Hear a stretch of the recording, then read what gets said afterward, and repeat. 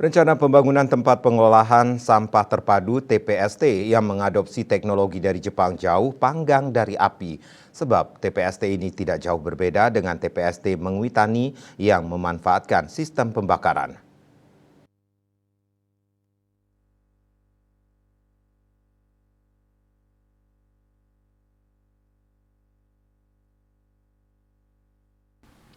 Pembangunan TPST yang semula berlokasi di wilayah Desa Sangeh Abian Semal ini mendapatkan penolakan dari masyarakat setempat.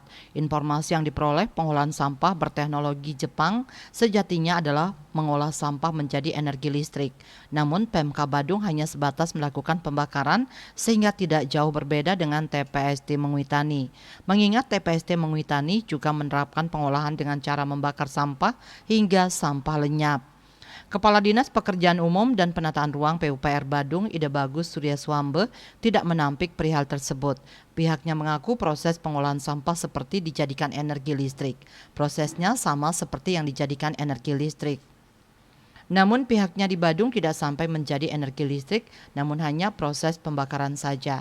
Menurutnya konsep animasi sebelumnya telah diperkenalkan atau disosialisasikan. Hanya saja masyarakat tetap menolak pembangunan TPST tersebut. Birokrat asal Tabanan ini mengakui telah melakukan kajian dan lahan yang dibutuhkan kurang lebih 1,6 hektar.